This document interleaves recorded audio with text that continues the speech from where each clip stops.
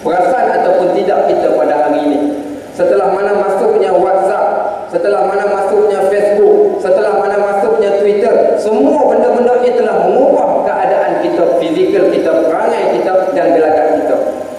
Sebelum ini saya rasakan dan kita rasakan umat Islam masih lagi berpegang dengan Al-Quran. Kita masih lagi buka Al-Quran dan kita baca. Tapi hari ini setelah mana masuknya Twitter, Facebook, apa yang berlaku? Siapa yang pernah bila kita sampai dekat traffic light, mana-mana traffic light, kita stop kereta kita sedang menunggu lampu merah bertukar jadi hijau, kita buka Al-Quran untuk dibaca. Mustahil, jarang sangat, dan kita tak akan jumpa keadaan macam itu.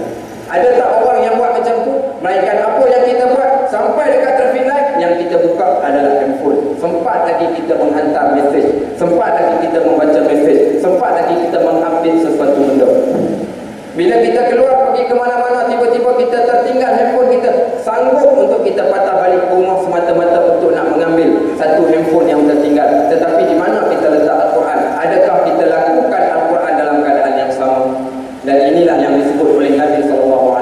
Allah gambarkan perkataan Nabi di dalam Al-Quran, wa qala rasul inna qaumi ittakhadhu hadzal Qur'an mahjura. Kata Nabi SAW, ya Rabb, wahai Tuhanku, sesungguhnya kaum aku, umat aku telah menjadikan Al-Quran itu satu benda yang mereka tak suka dan mereka tinggalkan Al-Quran. Hari ini kita lebih suka dengan nyanyian, kita lebih suka dengan tengok TV, kita lebih suka dengan Facebook.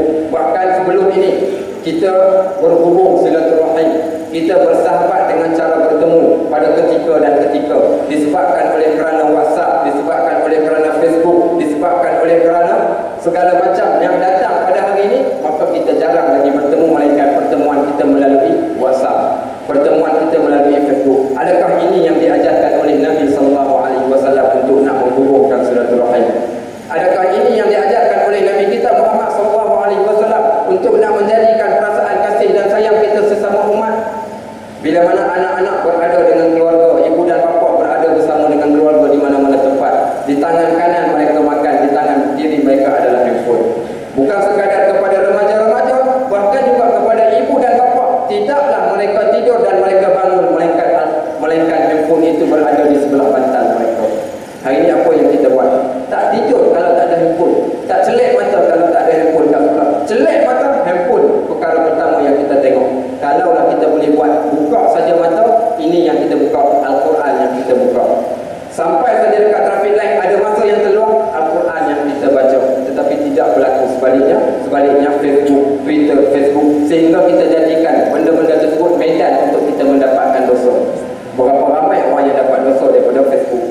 Berapa ramai orang yang mendapat dosa daripada Twitter? Berapa ramai orang yang mendapat dosa daripada WhatsApp? Dan berapa ramai di antara kita hari ini jadi keras hati kita disebabkan kita melihat perkara-perkara yang dahsyat yang terdapat di dalam Facebook.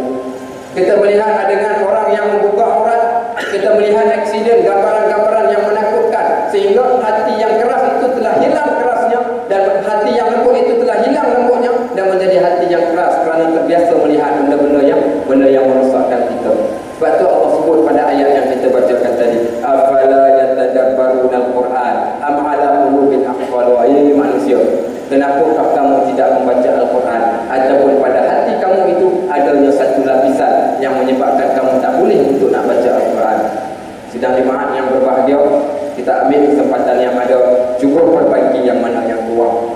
Kalau masih lagi bacaan Al-Quran kita belum lagi baik, baca Al-Quran.